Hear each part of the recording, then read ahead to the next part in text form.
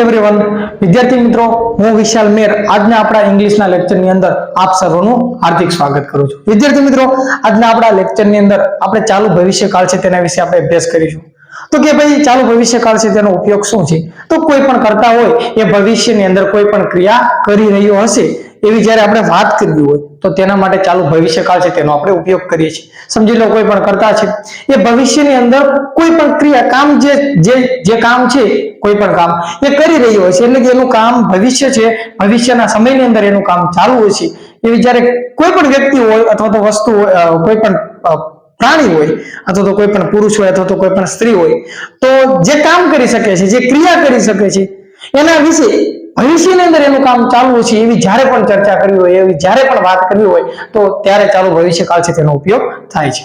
तो समझी लो एवं नहीं कि व्यक्ति होय એટલે કે स्त्री होय पुरुष होय ए ज काम करी सके कोई पण प्राणी होय जेनी अंदर जीव छे ए पण कोई काम એટલે કે क्रिया करी सके छे।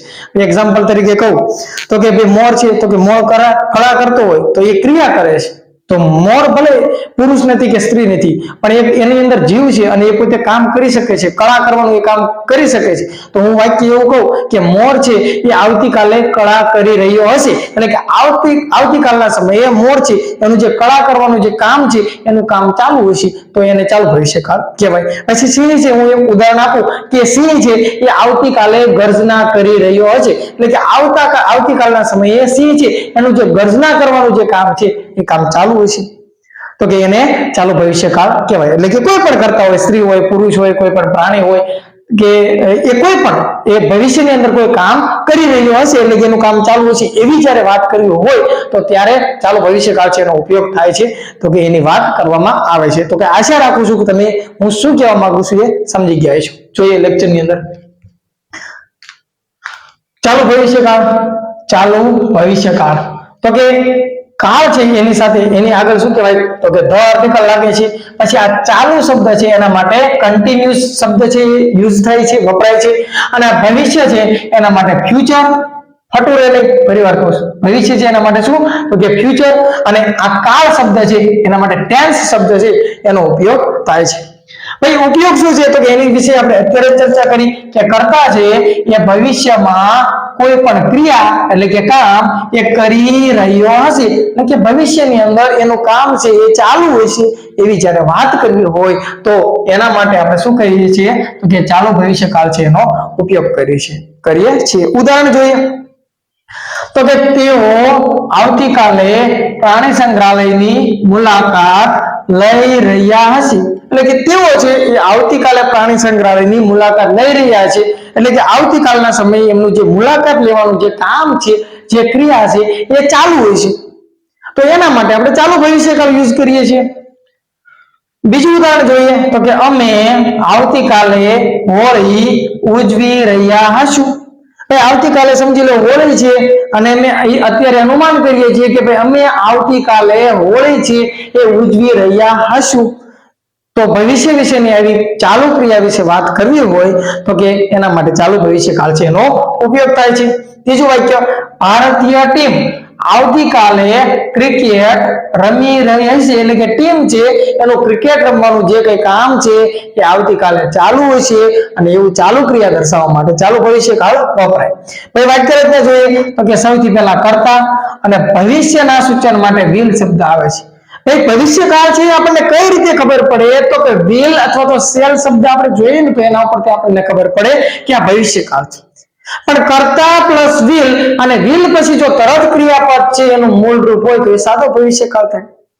कर्ता प्लस विल अने विल पछी तरत अने क्रियापदनुं मूल रूप એટલે કે V1 होय तो ए सादो भविष्यकाल थाय। पण विद्यार्थी मित्रों अत्यारे आपणे चालू भविष्यकाल भणी रहीए छीए तो चालू भविष्यकाळमां शुं आवे तो के कर्ता आवे प्लस विल आवे अने विल पछी एक बी नामनो शब्द मूकવો પડે અને પછી શું આવે તો કે ક્રિયાપદનું ing નું રૂપ આવે એટલે ચાલુ ભવિષ્યકાળ છે એની વાક્ય રચના શું થાય તો કે કર્તા પ્લસ વિલ પ્લસ બી અને વિલ પ્લસ બી પછી ક્રિયાપદનું ing નું રૂપ આવે એટલે કે જ્યારે પણ વિલ અને બી શબ્દ જોવા મળે તો એની સાથે ક્રિયાપદનું ing નું રૂપ જ આવે અને પાછળ કર્મ અન્ય શબ્દ સૂચક શબ્દ એ તો બધા કાળની અંદર સેમ જ રહે છે।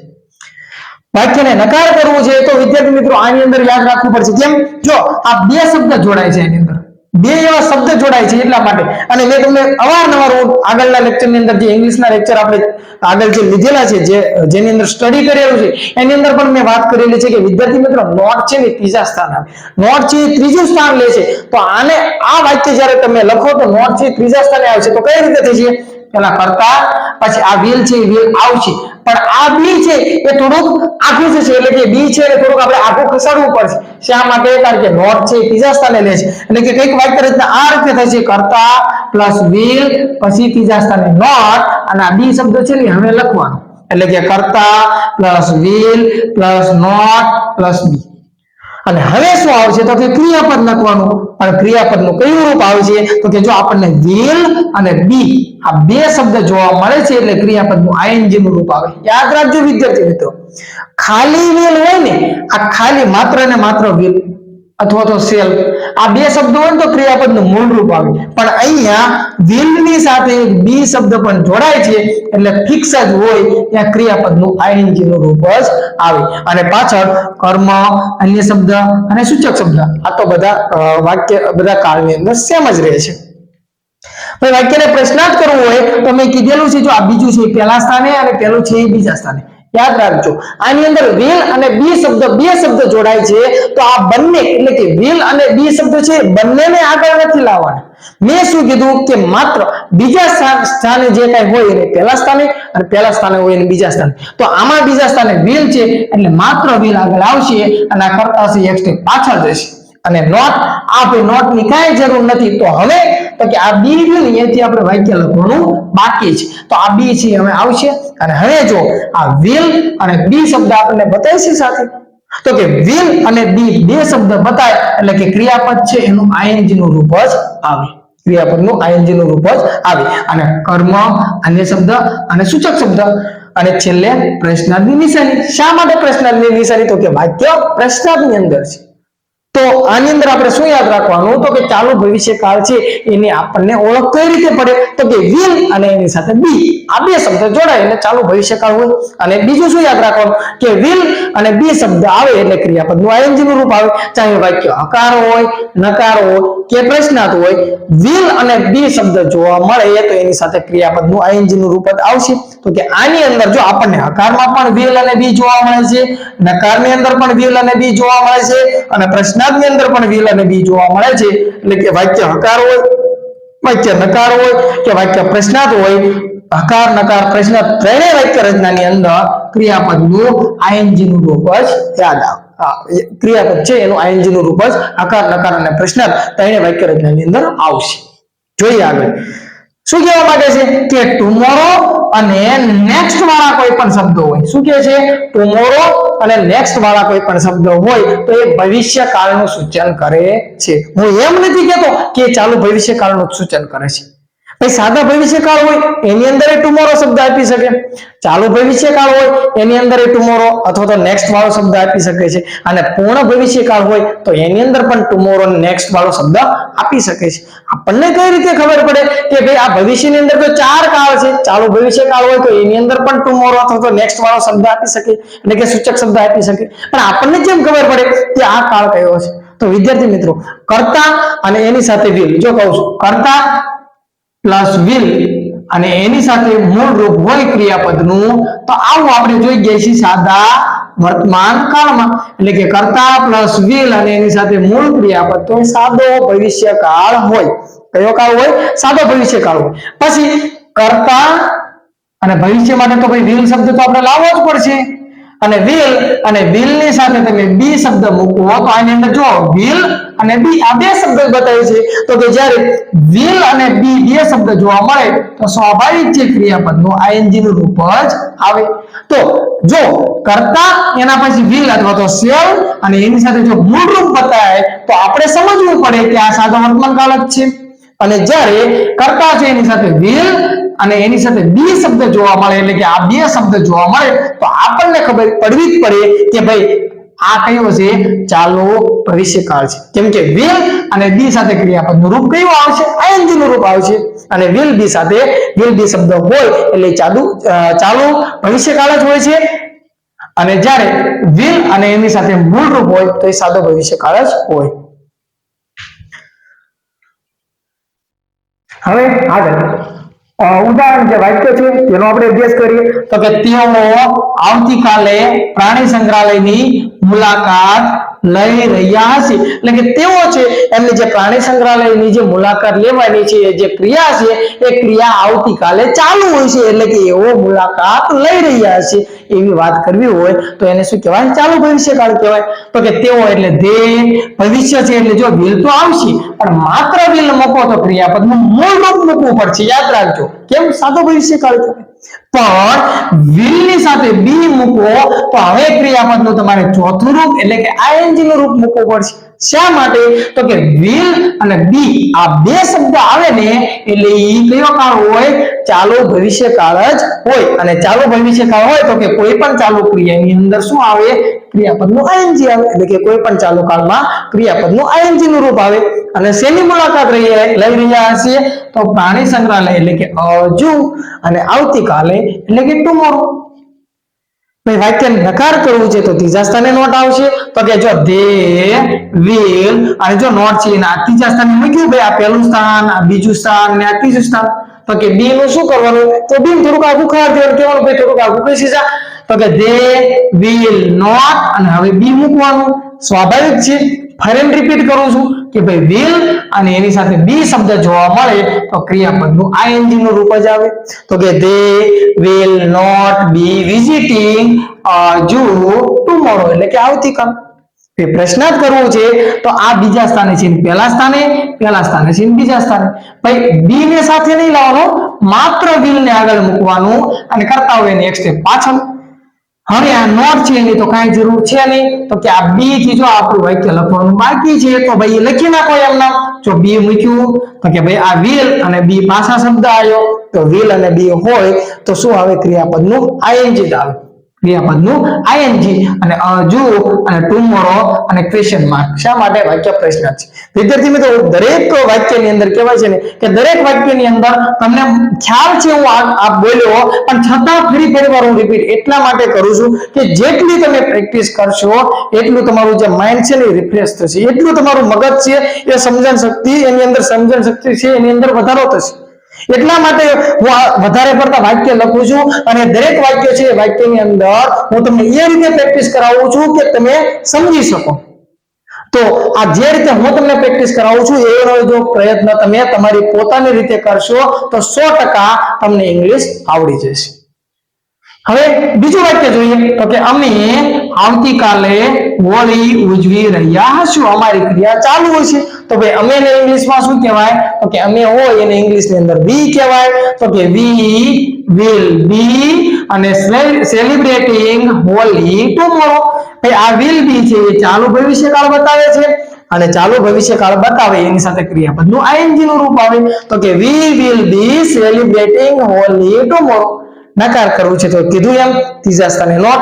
શા માટે હું ફરી વાર બોલું છું તો કે તમને જેટલી પ્રેક્ટિસ થાય હું જેટલી વાર બોલીશ એટલી જો મારી વાત છે એ તમારા મગજની અંદર ઉતરશે તો એટલી તમારા પ્રેક્ટિસ થશે અને જેટલી વધારે પ્રેક્ટિસ એટલું તમને વધારે સમજણમાં આવશે.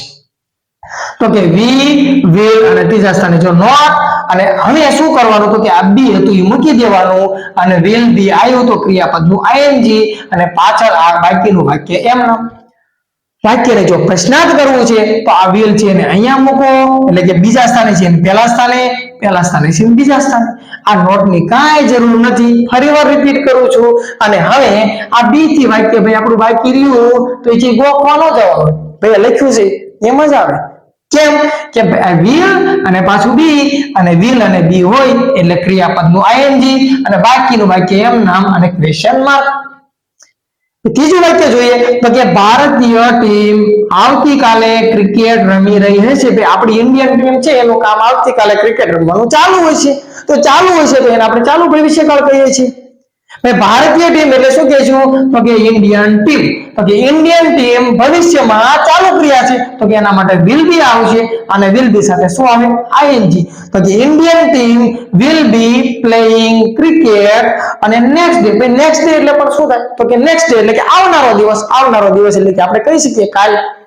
આવનારો જે સમય છે તે ડે એટલે દિવસ અને નેક્સ્ટ એટલે કે પછીના દિવસે આવતા સમયે આવનાર સમયની અંદર ભારતની ટીમ છે એ ક્રિકેટ રમી રહી છે. ભાઈ આ વાક્ય તમારે નકાર કરવું છે તો શું કરવાનું? ત્રીજા સ્થાને નોટ. તો કે જો આ ઇન્ડિયન ટીમ વિલ નોટ, જો અહીંયા એક વાત રિપીટ કરું છું કે વિદ્યાર્થી મિત્રો ઘણા પાસે આમ કરે, જો આ ઇન્ડિયન એક ટીમ બે ને આ સાહેબ કીધું એવું થયું ને, સાહેબ કીધું એવું કે થયું ને, કેમ? તો કે ભાઈ આ ઇન્ડિયન એક પહેલું સ્થાન, ટીમ કે બીજું સ્થાન, આ વિલ ત્રીજું સ્થાન, તો કે ભાગ થોડાક ચોથા સ્થાને આવે તો કે ખોટું થયું. સાહેબ કીધું એવું કે થયું ને. વિદ્યાર્થી મિત્રો આ ઇન્ડિયન ટીમ રહ્યું ને એક શબ્દ કહેવાય. શું કહેવાય? એક શબ્દ કહેવાય. એ બે શબ્દ ન કહેવાય. આ એવું રિપીટ કરું કહું કે ભાઈ ઘોડા ગાડી, ઘોડા ગાડી, તો આને એમ ન કહેવાય ને ઘોડા એક ગાડી બે, બળદ ગાડી, બળદ ગાડી, તો આને એમ ન કહેવાય બળદ એક ગાડું બે. ભાઈ આ એક જ શબ્દ કહેવાય. પછી એમ લખ્યું હોય માતા પિતા, તો આમ કહેવાય માતા એક પિતા બે, એટલે બે શબ્દ છે. એટલે બે શબ્દ ન કહેવાય, આ બધા શું કહેવાય? એક જ શબ્દ કહેવાય. શું કહેવાય? એક જ શબ્દ કહેવાય. તો અહીંયા લખેલું છે ઇન્ડિયન ટીમ, તો આ ઇન્ડિયન ટીમ રહ્યું ને તમારો એક શબ્દ છે એટલે પહેલું સ્થાન થયું, આ વિલ રહ્યું બીજું સ્થાન થયું, અને આ નોટ રહ્યું ત્રીજું સ્થાન થયું. નોટ તો ત્રીજા સ્થાને જ આવે, એ કે બીજે નહીં ઘૂસે. તો કે ઇન્ડિયન ટીમ વિલ નોટ, અને હવે બી અને વિલ અને બી આવ્યું તો ક્રિયાપદનું આઈએન છે. તો કે Indian team will not be playing cricket next day, એટલે કે આવનારા દિવસે, આવનારા દિવસે વાક્ય નકાર કર્યું કે ભારતીય ક્રિકેટ ટીમ છે એ આવતીકાલે ક્રિકેટ મેચ નહીં રમી હોય, નહીં રમી રહી હોય, તો કે આ વાક્ય નકાર થયું. અને વાક્યને જો પ્રશ્નાર્થ કરવું હોય તો ટુ બી નું રૂપ છે આગળ આવશે. તો કે ભાઈ આ તો ટુ બી નું રૂપ બીજા સ્થાને હતું એ પહેલા સ્થાને આવ્યું, અને આ ઇન્ડિયન ટીમ હતું એ ક્યાં ગયું? બીજા સ્થાને.